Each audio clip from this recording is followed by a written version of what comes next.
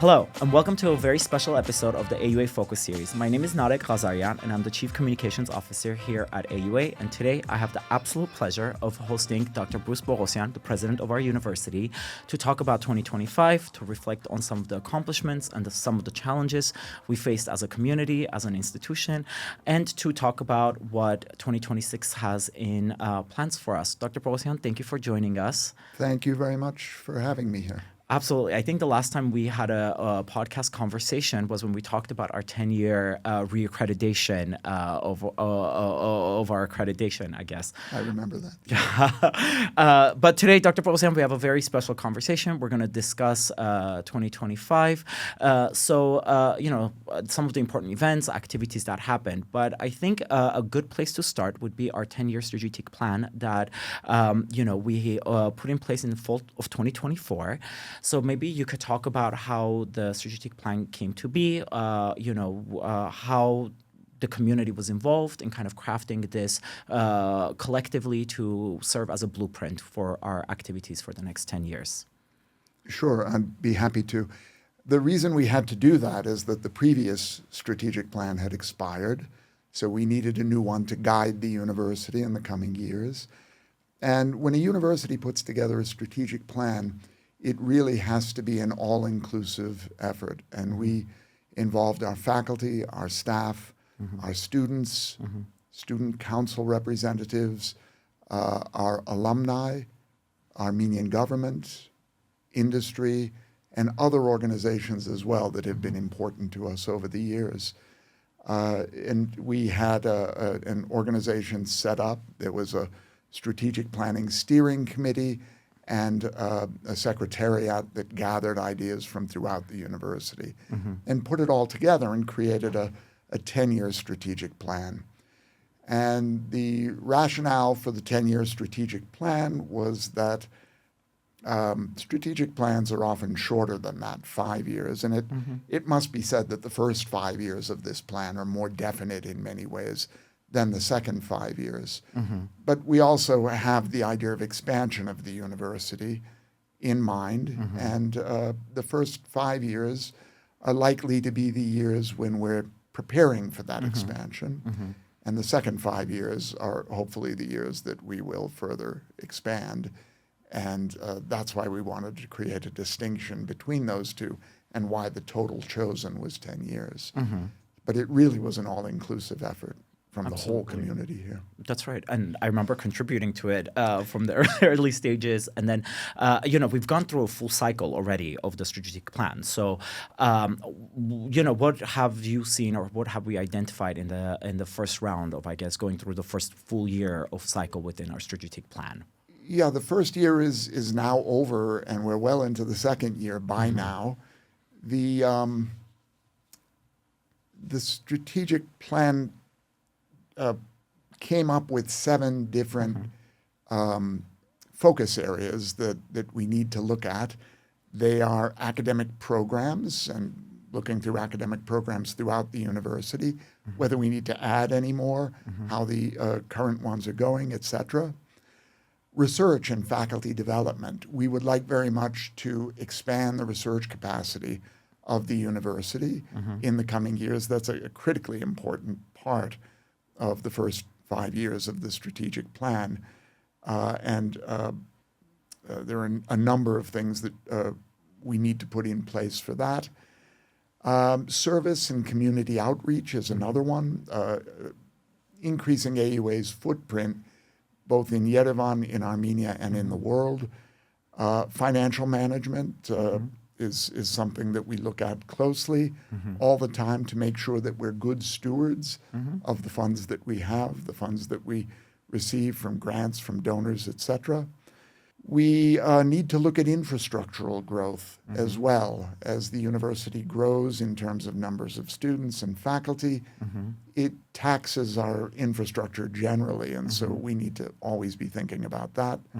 Our governance needs to expand as the size of the university increases. And we are also focused on the experience of our faculty and our employees. Because it's the university as a community. And so we have a belonging, access, and community idea as the seventh part of these focus areas, to make sure that we keep our eye on the student experience, the faculty experience, et cetera, for AUA. Absolutely. And I think this, like you said, it serves as a blueprint, so that collectively faculty, staff, students, alumni knows kind of the direction we're all kind of working towards, right? Yes, and it needs to be looked at annually, as you pointed out. Every January, probably February this year, we ask all of the members of the community to set goals consistent with those 7 areas, to set goals for what they will do in the coming year toward the strategic plan. We did that last year for the first year of the plan. And the evaluation of the execution and the evaluation of those goals led to the first year's annual report on the strategic plan, which was produced in June of 2025 and presented to our board. And we've already begun this process for the second year of the strategic plan this year to make sure we stay consistent and true to those principles. The plan and those principles are what make the university behave in a coherent fashion. We must be more than 4 colleges and many units and research groups that are all pulling in different directions. At least to some extent, we must all pull in the same direction in order to be more effective as a university. And that's what the strategic plan does for us.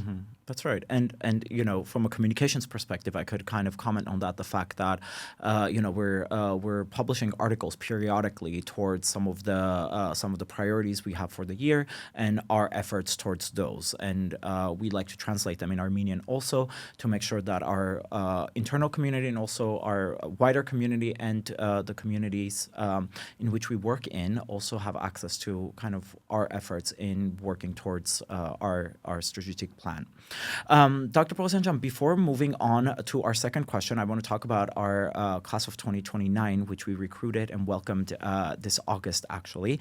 I would like to give our listeners and our viewers some statistics, if you don't mind, and I hope our viewers don't mind. I have to read this very important data, and then I'll pose my question to you. So this year, we welcomed the largest freshman cohort of 644 students, and over 31% of that cohort hailed from different regions of Armenia and Artsakh.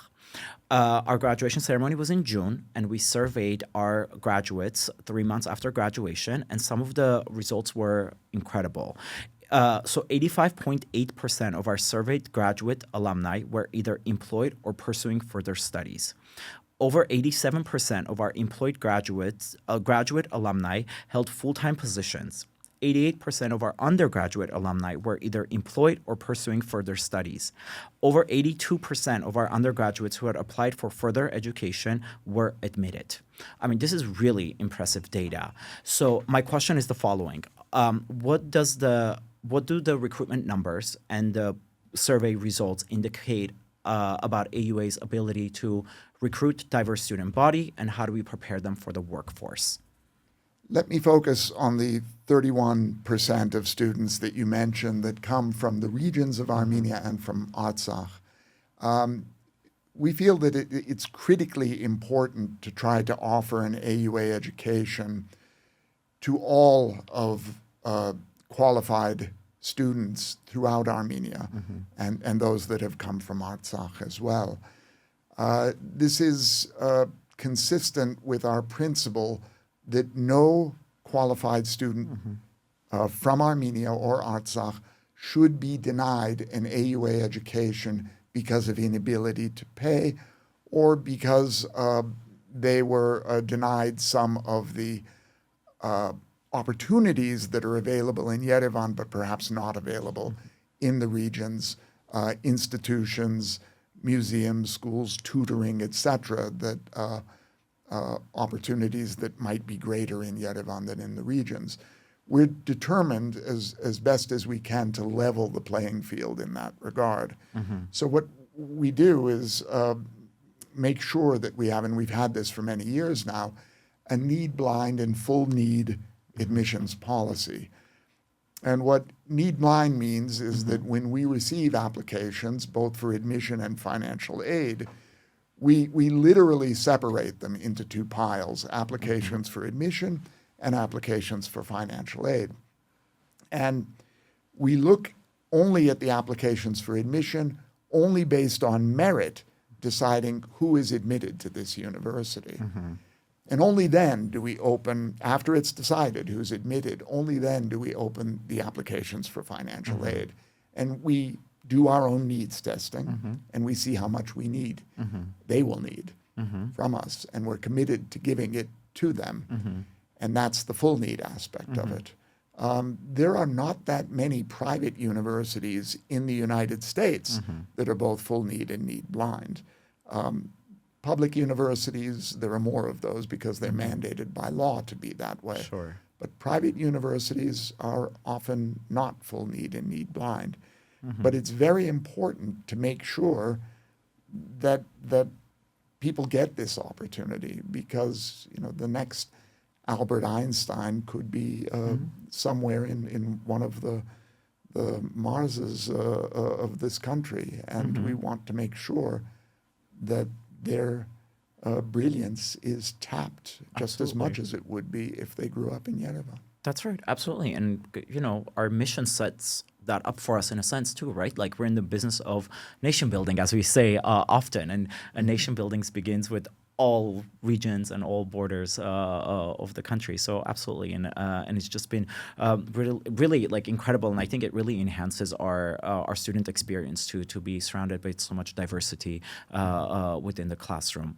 And what about our ability to train the students that we're intaking, Dr. Boghosian, for the job force? Because this data, again, it's very impressive, the fact that so many of our graduates are employed within 3 months of graduating AUA. What do you think contributes to that? There's probably a number of things that contribute to it. One of them is that whenever we add a new program at the university, one of the great criteria that we look at, the most important criteria that we look at, is how much is this skill needed in the country. This past year, we added programs in, for example, a Bachelor of Economics program and a Master of Journalism program. We did that only by looking at the market for graduates in those programs, doing a careful market study, and sharing that with our accrediting agency in the U.S. We are U.S. accredited by the Western Association for Schools and Colleges. They make sure that we are able to make a good argument that any programs that we add are really needed here. We want to make sure that we're training students to work primarily in the Armenian workforce. So that's one answer to your question. Another answer to your question, though, is what kind of skills we give our students. Because we train them not just in silos, narrowly in one field, their major. Of course, we try to train them as deeply as possible in their majors, but also we follow best practices of American universities by having a general education program to make sure that they're more broadly trained, what you would call a general liberal arts education in the United States. We make sure that they're familiar with all of the great ideas of intellectual history that have led us and led the world to the situation that it's in now, because those that will be best positioned to lead the world out of the problems that it's in now are those who understand how we got into those problems in the first place, what the great ideas of history are. We're trying to create educated individuals with good academic credentials, and there is always a demand for such thoughtful people in the workforce. That's right. No matter what field you go into, you might go into high tech, but still you need to be able to present your work. You need to be able to make arguments, to put your work in the context of the current situation in the country and in the world, and to make elevator pitches for the things that you're doing, why they're important, why they're going to help things. we need the thoughtful people that can do that, in addition, of course, to knowing about the content. High tech, right? The course. Content of it all. Of course, that's right. Both of those things are really needed, and I think we do a good job of combining those two things here. That's right. And I think our collaboration with the industry, getting our students the internships and early kind of into the workforce, I think, and the job market, I think is really important. You mentioned about general education, Dr. Boghosian, and that's really what sets us apart from a lot of the other institutions is this idea that, our students that come here, they're not just being trained for the discipline, but as a person as a whole, right? And general education contributes to that or plays a critical role. So this year we have a new director of general education. What could, I guess, our students, we as a community look forward to as we, look towards our general education, in a sense, as like an important part of our offering? Yeah, we're delighted to welcome Dr. Michael Pittman here as the new director of general education. And I think he's providing, he's hit the ground running, providing essential leadership to the general education program here. And I think there'll probably be more offerings in general education, including offerings in different fields. General education is really, it's sometimes called a breadth requirement or a distribution requirement in U.S. higher education. So it means that somebody who is maybe studying in engineering or computer science takes courses perhaps in philosophy or politics and governance. And it likewise means that somebody who's taken courses in politics and governance learns about technology from our College of Science and Engineering. So it's likely that there'll be more of these interdisciplinary opportunities, I think, for students fulfilling their gen ed requirement in the future. And the general education requirement is a fairly sizable fraction of the number of courses they have to take when they're here. Oh, yeah. And my nephew is a student here this year, so I get to see it and hear all about it. Yeah, he tells me all about his freshman year and all the gen ed courses and things like that, which I think absolutely it's such a critical aspect of it. It's not just a discipline, but it's, again, learning, making the connections and so on. I'm dating myself by saying this, but I'm old enough to be among the first recipients of the idea of general education when it became common in higher education in the United States. Right. And I knew what I wanted to do from an early age. I wanted to go into mathematics and physics and so forth, and I did. And so I was a little bit put off coming into undergraduate school by the idea that I had to go take courses in the humanities, political science, philosophy. I focused within general education, it was called the distribution requirement in those days, but I focused on both philosophy and political science.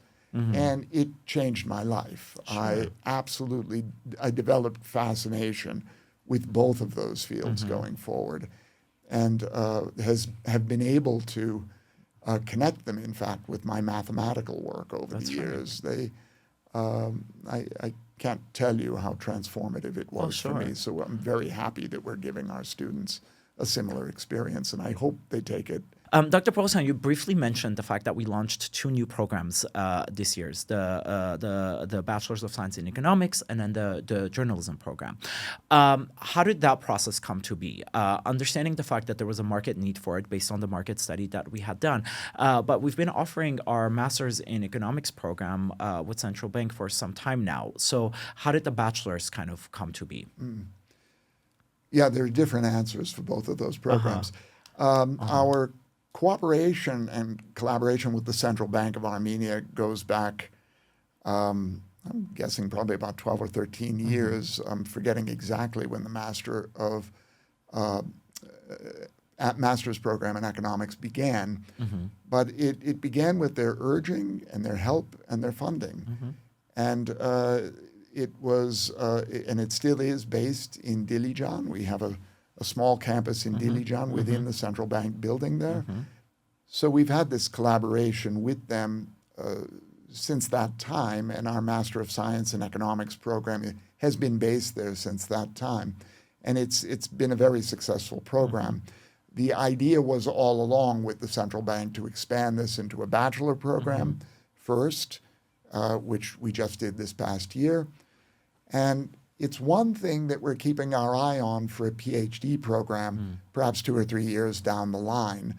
Once the undergraduate cohort is in place, we will be able to hire or give teaching assistantships, that is, to our PhD students, and they can use their teaching assistantships to teach undergraduate courses in economics. But we need a mature Bachelor of Science in Economics program before we do that. Sure. The thing we do have already is the expertise to advise PhD students and to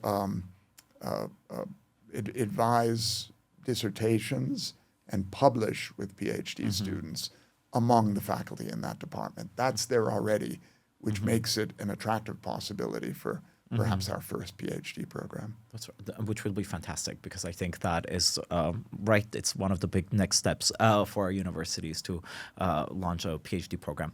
What about the MAMJ program, Dr. Boghosian? Yeah, that had a different history. We have been in this case, the partner has been the U.S. Embassy in Armenia, and via them to the Department of State in the United States. And there is a need for journalists in Armenia, for high-quality journalists in Armenia, who will understand not only the classic ideas of journalistic education, the who, what, when, where, why, and so forth, and how to research information, but how to do those things in the era that we live in of multi-platform journalism. Many people today get their news from social media. That's right. Depending on the social medium, it's not always a good thing to do, but people do it. Sure. So how do you purvey accurate news in this kind of environment? It needs to be thought through by journalists. How do you bring ethics into journalism to make sure that you're operating according to the highest ethical standards that you can teach students to operate in, so that even when they go from our program to either a startup journalistic endeavor or to an existing journalistic company, media company, they understand what journalistic ethics is and how to follow it. They also, because they've been trained in how to work in a multi-platform journalism, they understand how easy it is for misinformation and disinformation to propagate. That's right. And they're aware of it, and they know what they need to do to counter it. And that's also critically important, I think, as well. Oh, absolutely. And I think our partnership with the Washington State University has really bringing that expertise into the program, into the classroom.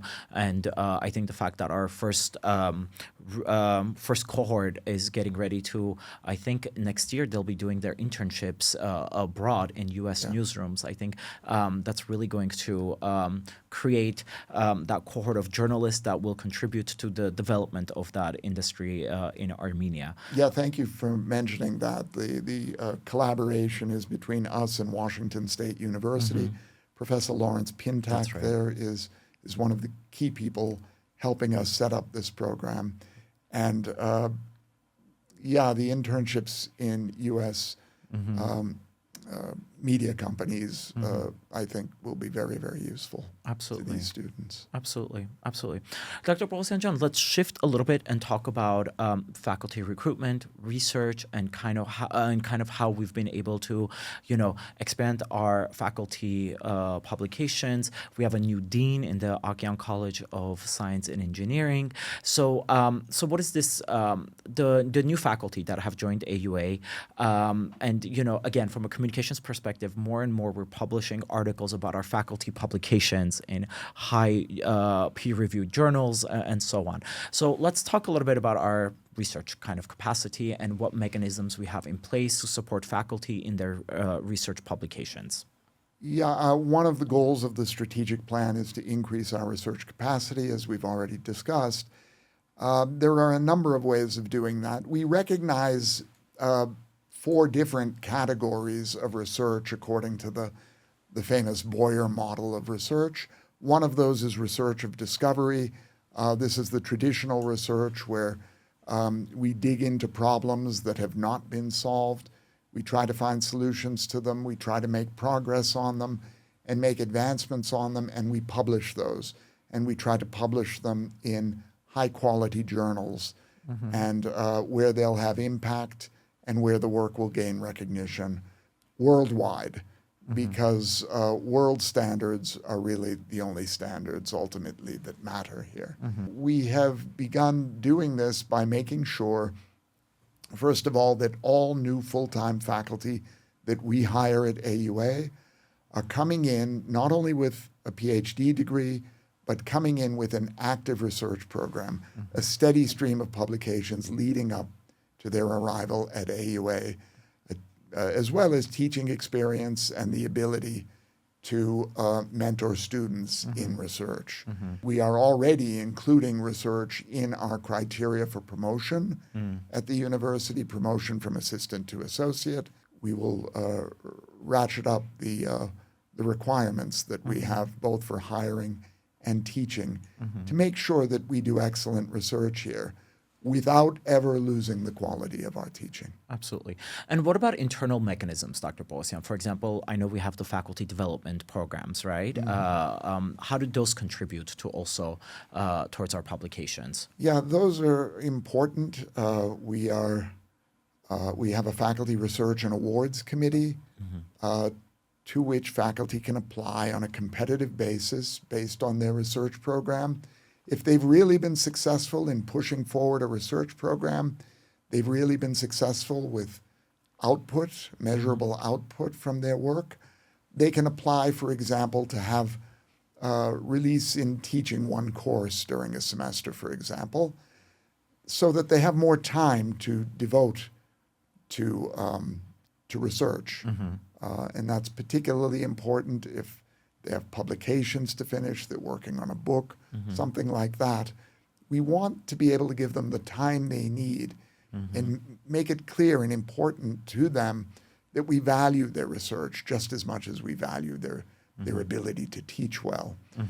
So that's one thing. The other thing is, in this past year, we have a very interesting and innovative research awards grant from the Jace Foundation that does a similar thing, that also will, on a competitive basis, allow faculty time to pursue research opportunities that are, demonstrably really good ideas and judged as very good ideas that could lead to excellent research in the near future.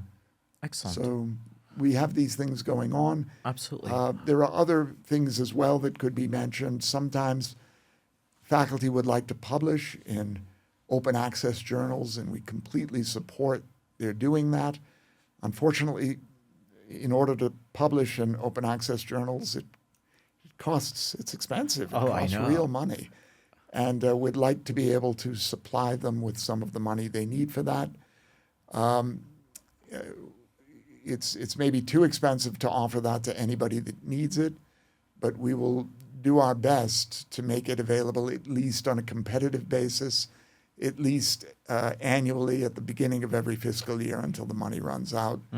We'll try to do our best in coming years to make that kind of thing available as well. Sure. And there are undoubtedly other ways that we can help faculty do research active faculty. Absolutely. There are, as I mentioned, within the Boyer model, there are other kinds of research that are valued as well as research of discovery. This could be research of pedagogy, coming up with new ways of conveying ideas both to our students and to the public. So there are other, and research of application, for example, taking known ideas without the discoveries, but finding clever and innovative ways of applying them to problems of public policy, problems of the environment, etc. That is very valid academic scholarship, and we want to encourage all of the different types of research in the Boyer model. Absolutely. Amongst our faculty. Of course. Dr. Boghosian, it's quite difficult to discuss all of the wonderful things that have happened over a conversation or over a podcast, but there are a few international projects that we engaged in, that grants that we received this year, one of them being Etica, which I'm very proud to be a part of the Center of Ethics in Public Affairs, also known as Etica, and the other one is the Streaks project that we have at AUA. So let's talk just very briefly about those two projects and why those are important for AUA, for Armenia, for our faculty, students, and community at large. Yeah, both of these projects are funded by the European Union's very coveted and prestigious European Research Area Chair, and they are substantial grants. They're among the biggest grants we've ever had in this university in terms of total number of euros and in terms of their importance. Of course. Etica is devoted to, as you say, ethics in public affairs. It's the only center anywhere in this part of the world funded at that level entirely devoted to ethics. Ethics is becoming, we think of it as a part of philosophy, it is becoming extremely important in the modern world. Ethics in journalism, we just talked about a few minutes ago. Ethics in the application of generative artificial intelligence. Absolutely. There's so many different areas where we really need to step back and think about the ethics of what we're doing, rather than just doing it because we can do it. And so I'm delighted that the European Union has funded this program. It's directed by Doctors Maria Boghosian and Ashok Balayan, and we're delighted with the work that they're doing on this. It's just at the end of its first year. There's much more to come from this Etica grant. The other one you mentioned was Streaks, which stands for, this one is a 3-year grant. It stands for Strengthening Research in Armenia for Energy Transition Toward Climate Solutions. It's centered in the Agopian Center for the Environment. It's also European Union funded from the ERA chair, like Etica. This one unites 6 institutions and 1 private company from Armenia, from Italy and Ireland, and I know they have collaborations ongoing with other countries as well, including Sweden and Denmark. Armenia is the first country in the South Caucasus to get these kinds of ERA chair, European Research Area Chair grants. So we're very proud of those, and they connect us to the international community in both of these areas. So I think it's an important part of the internationalization of AUA's research efforts. Of course. And we were also discussing before we started the conversation the fact that more and more of our faculty, the university is being reached out to collaborate on grant applications and things like that. So I think it's wonderful. And again, we have so many different partnerships at AUA, different collaborations. But the Etica one is definitely something very unique, special, and again, super proud of the fact that we're the only on this side of the world that was able to receive this sort of grant. Dr. Boghosian, I know you played a critical role, and it was established under your leadership, the new Office of Sponsored Programs and Tech Transfers at AUA. So just really briefly, why was it important for us to establish this office and to even create a policy of this idea of on intellectual property on campus?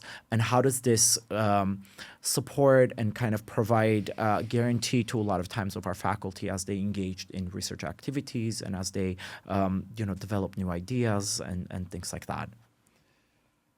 Well, as the research capacity of the university expands, there is likely to be more and more intellectual property generated here. So we've been teaching entrepreneurship at AUA for a number of years now and encouraging entrepreneurship among our students and among Armenian youth generally. And we have to take seriously the idea that real ideas, valuable IP is going to come from this.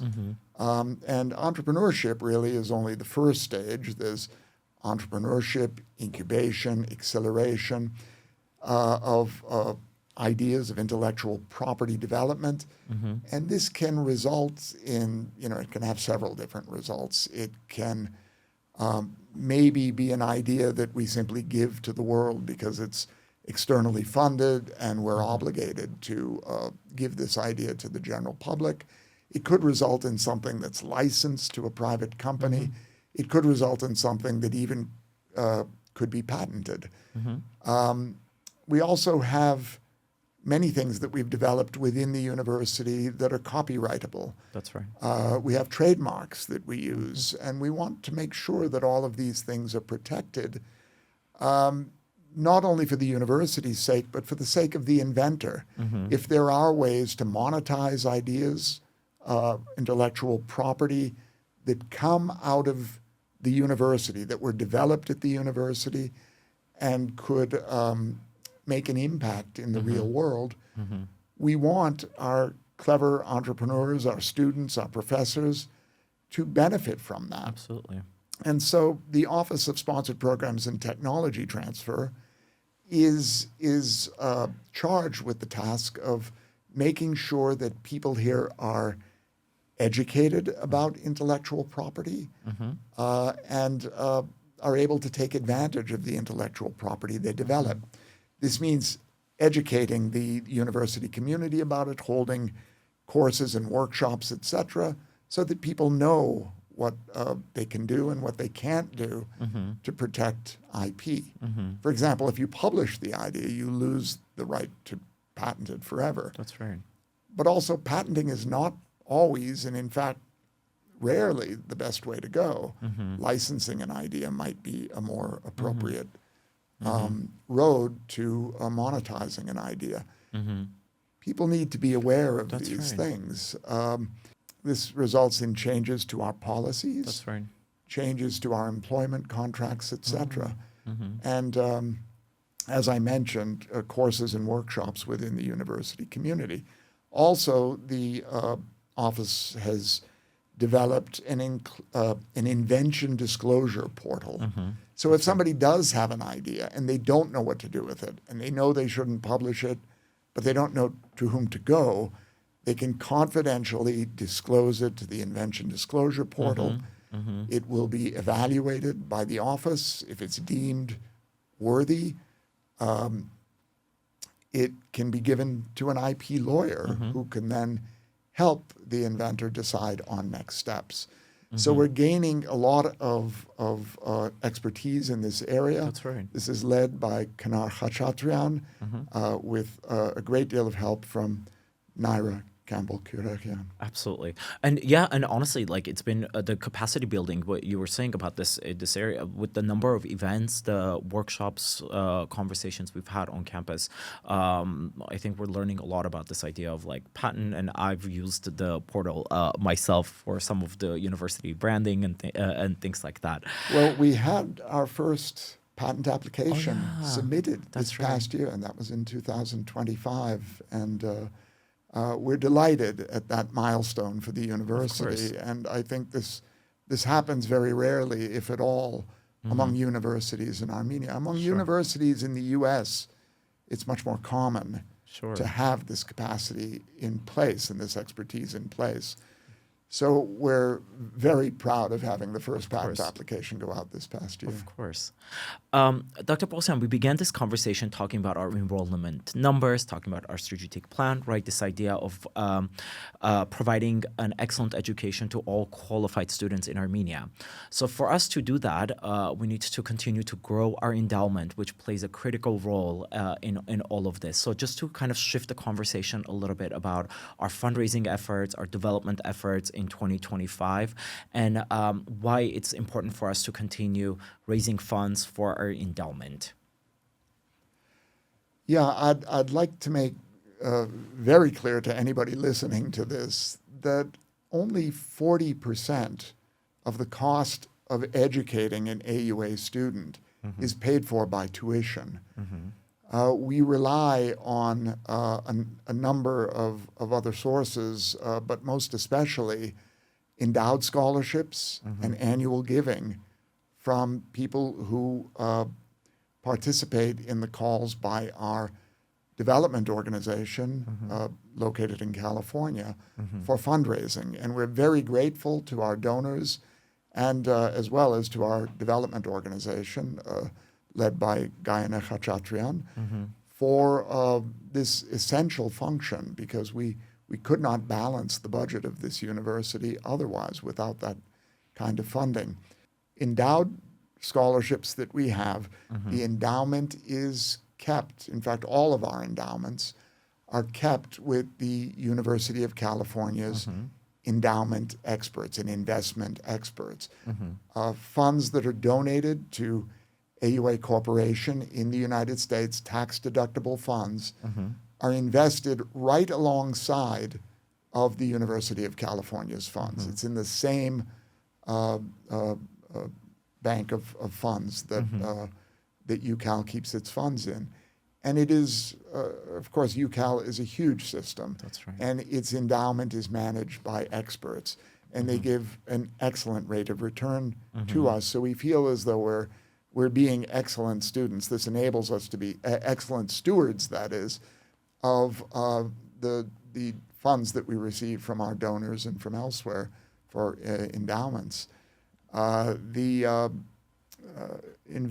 University of California provides us with a good rate of return, as well as some funds that return to grow the endowment itself.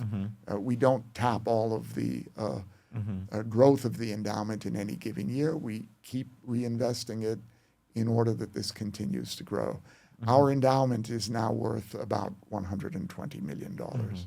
Absolutely, and healthy endowment is very important for us to continue with our need-based, need-blind admissions policy in order to not rely on tuition, like you said, and be able to be, in a lot of cases, selective in the students that we recruit also. So, and there are different ways in which our development office raises funds for the endowment. Recently we had our student residence name, the auditorium in our Ghazaryan building name, and very recently returned from New York, where we hosted our first fundraiser on the East Coast. So why do you think that's important for us to engage the community in New York, or just, continue to kind of include and incorporate more sources of funding and, bring in more people to support the university? Yeah, absolutely. One correction I'll make: it was the second on the East Coast. Yeah. Oh, yeah. That's right. We had one in Boston last year. Yeah, both events, the one in Boston the previous year and the one in New York this year, were wonderful events, and we were delighted at the outpouring of support for AUA in both of those events. Earlier this past year, we also had an event in Los Angeles, California, in honor of Elizabeth Albabian, who has been a wonderful giant of AUA's history over the years. She has been so helpful to us over the years, and we were delighted to have a fundraiser luncheon honoring her. And we've also had smaller events. Our development organization sometimes brings together higher level donors to have smaller events to consider donation for other purposes at AUA. These are so essential for, as I mentioned, balancing our budget for having the cost of educating a student is so much more than we can charge our students. Of course. Dr. Boghosian, we hosted a couple of significant events throughout 2025, and one that I want us to briefly talk about is this idea of the fact that COP19 will be taking place in Armenia next year, our partnership with the Ministry of Environment, our partnership with UNDP. So why is this such a big deal, I guess, this idea of Armenia hosting this big event in Armenia and AUA's role in that? Yeah, the 17th conference on biodiversity will take place in October, in late October of 2026. It will be a huge meeting. I think many people are familiar with the COP meetings. The one on climate change is the more famous one, but the one on biodiversity is also a very important COP meeting, and also a very big one. It will probably bring 25 to 30,000 people to Armenia during that time in late October for about 12 days. If you're planning tourism to Armenia, you might want to stay away from October. Late October of next year. It's the delegates coming in, as well as the press coming in, NGOs coming in. There'll be many, many people, and the estimates are really about 25 or 30,000 people. Wow. So an event this big is, I think one person described it as possibly the biggest event of this sort ever to happen in Armenia, especially when you multiply it by 12 days that it'll be going on. It's going to tax all the resources, the hospitality resources of the country, et cetera, hotels, restaurants, and so forth.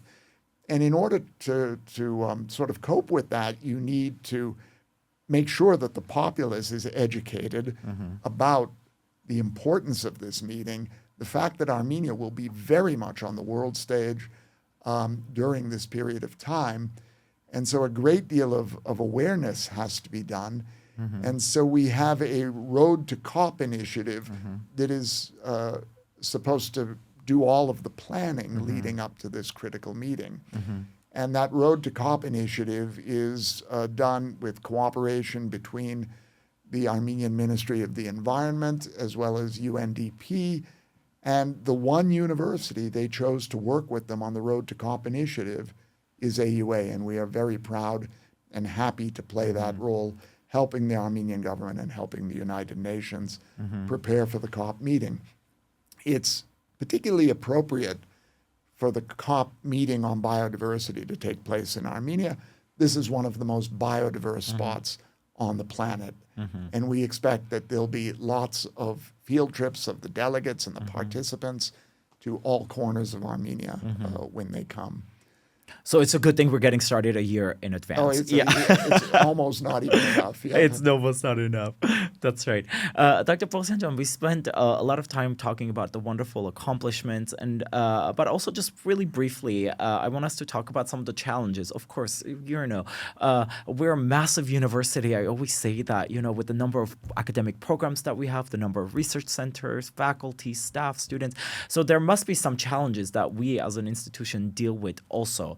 So, is there any a particular challenge that kind of comes up to your mind that we could discuss on this podcast?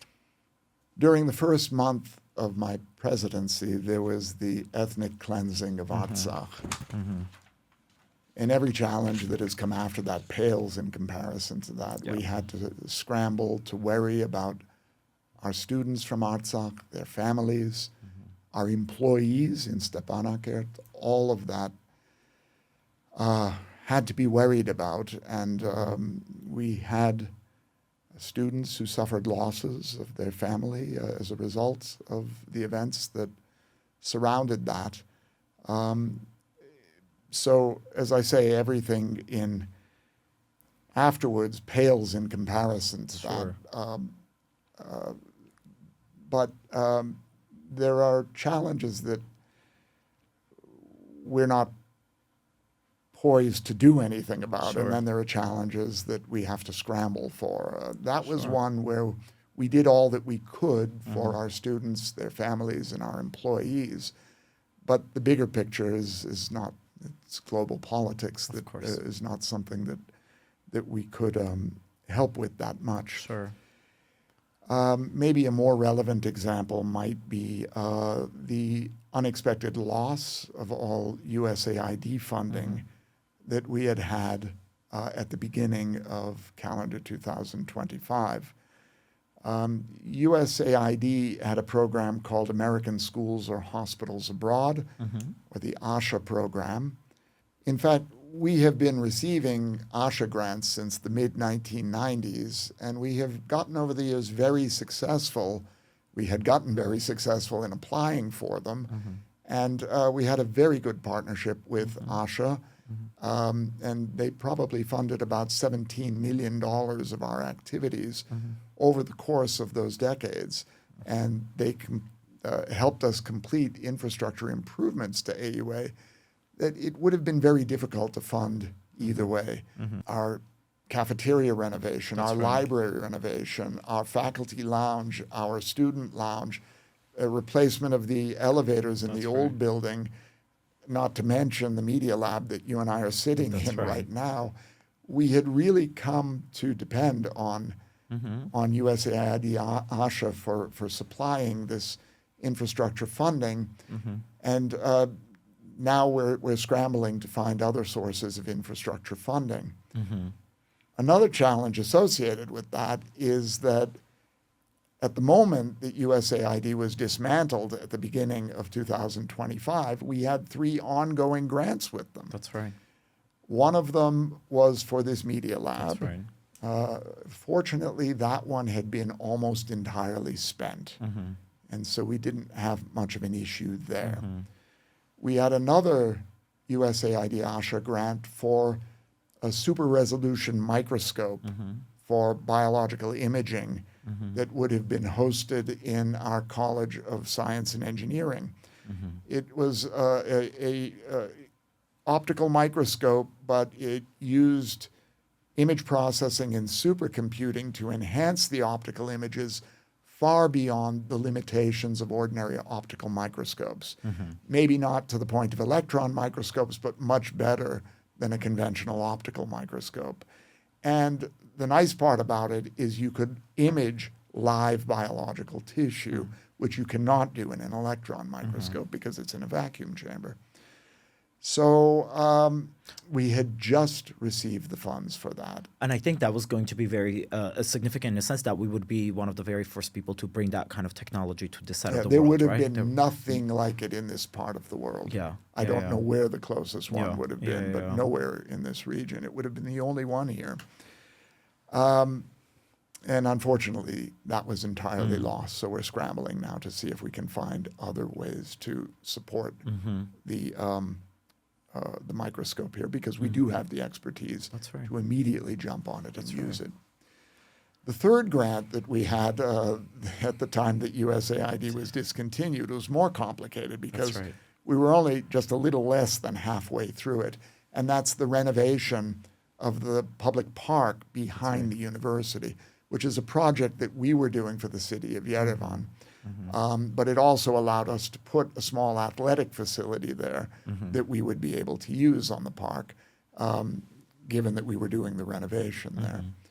So we managed to have that funded by USAID. Again, only a little less than half of it was spent.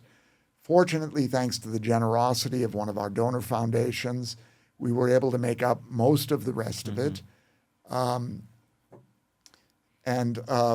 We were then able to make some adjustments in design without losing anything critical that made it possible for us to plan the rest of the construction. And we expect it to be finished by the summer of 2026. And the nice thing about it is, if anybody's seen the AUA campus, it's this triangular-shaped park behind the campus. The Paramazavadisyan building is on one side of it. Our main building is sort of right next to it at a little bit of an angle on the base of the triangle. But The building that we would like to build in the future on land that we own is on another side of the triangle, and we hope to build that in the coming years. And that would make the Triangle Park function as kind of a academic quad, in the sense that, U.S. universities have this grassy academic quad in the middle of them. It would be like the academic quad for our university. So we still hope to begin construction on that new building soon. It will take a while to complete. Sure. But the park, I think, when it's finished, hopefully again by the summer, will function as a way to sort of keep the campus together be a relaxing place where students can go between classes, can walk through from one class to another, between the old buildings and the new building. Of course. And of course, I think the community, the greater community, is very much looking forward for this park also. Yeah. It will still be open to the general public, especially people in this particular neighborhood of Yerevan will, I'm sure, take advantage of it. It should be a beautiful park when it's done. And the athletic facility that is part of it, the shell of that is almost complete now. I think it is complete, the shell at this point. And it will, big enough for basketball court-size activities on the inside. That's right. Which is, sports are very important to build community spirit and things like that among our students. So that's going to be really important. Perfect. Dr. Boghosian, shifting to the final stage of our podcast today, I hope you don't mind, but I also prepared a few personal questions that I would like to ask you. So, on a personal level, what are some of the lessons that you have learned about yourself as a leader throughout the past year? I think it's an interesting question. One of the things I would point to is just the very fact of my returning here in 2023. I have had a long career at Tufts University in the mathematics department there. I've had my turn at leading the mathematics department. I've worked there in establishing the new data analytics program at Tufts University. I've enjoyed my time there very much. I had wonderful colleagues there, wonderful graduate students there, and I felt privileged to work with them over the years.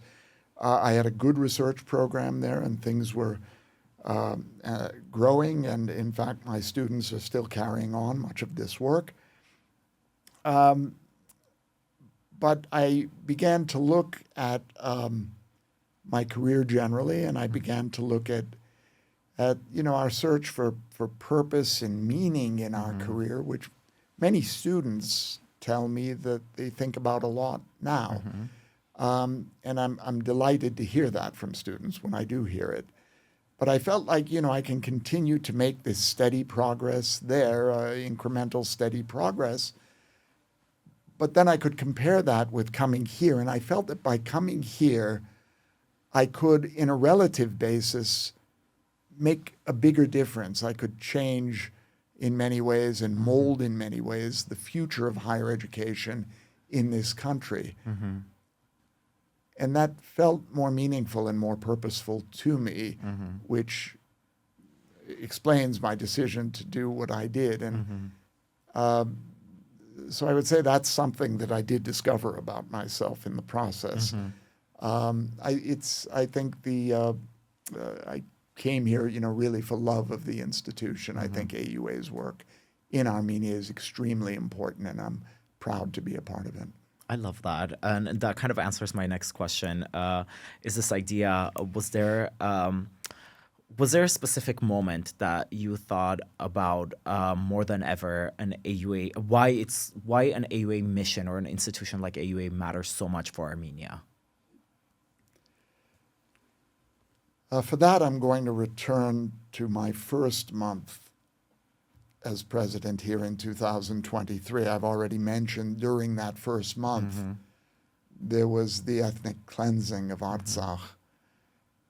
And, much can be said about that, but I remember thinking that now more than ever, the country needs highly educated experts who will graduate and contribute to the economy of the country, the industry of the country, the growth of the country, and the defense of the country. Yep.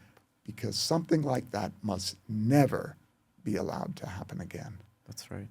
That's right. And we have an important role to play in all of that as an institution.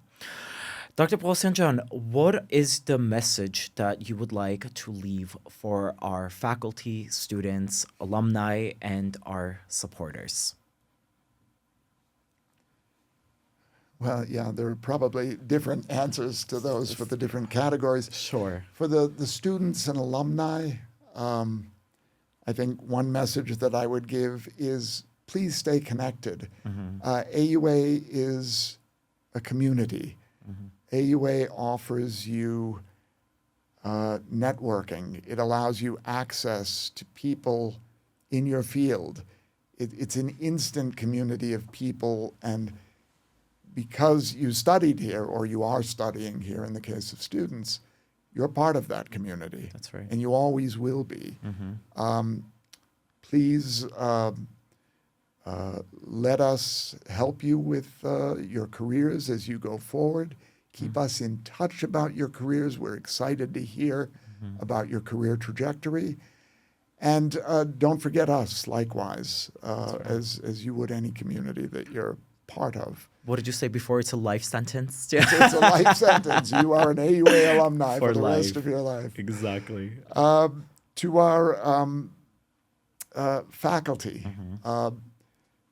please continue to go about your work with the passion and the excellence that you have always brought to it. I'm delighted and privileged to work with faculty this motivated.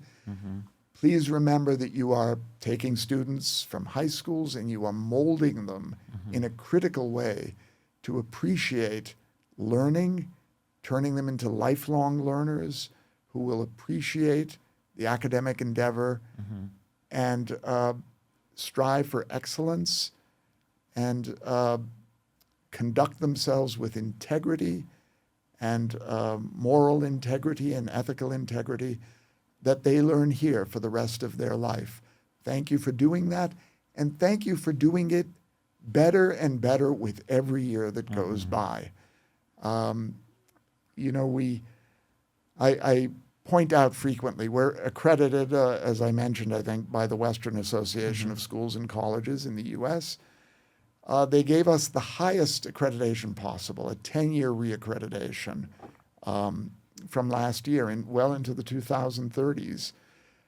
They don't give that readily. It's really an honor to receive that. But they didn't give it to us because they think we do everything perfectly.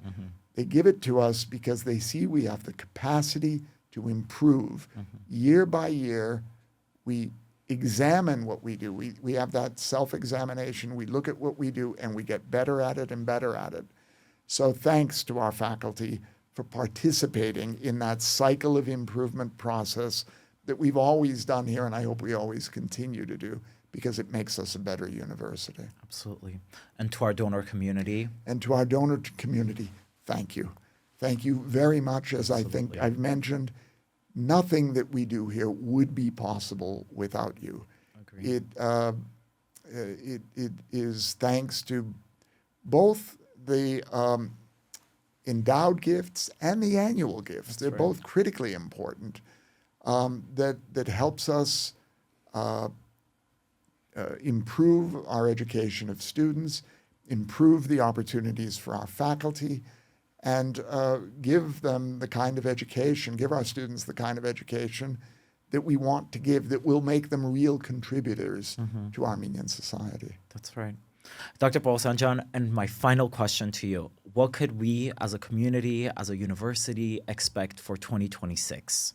Oh, well, there's a number of things coming in 2026. It will be the next year of our strategic plan and the beginning of the third year of it, and there are milestones that we'll achieve. The coming year, 2026, will also be the 35th anniversary of the American University of Armenia. That's right. And there will be many events coming, including fundraising events for that as well. and opportunities to contribute and to participate and to meet our alumni, to meet our donors, and all of us are very much looking forward to it. There will be a fundraiser in Los Angeles in November of 2026. So many things coming up in the coming year. Dr. Boghosian, I want to thank you one more time for joining us on the Focus series on this very special episode. Thank you for sharing, some of the accomplishments. I know there was a whole lot we could have discussed, and this podcast could have taken hours to film, but thank you for your time. And I look forward to 2026 and all the wonderful things that we're going to do as a university community together. Thank you very much, Narek. It's been a pleasure discussing these things with you.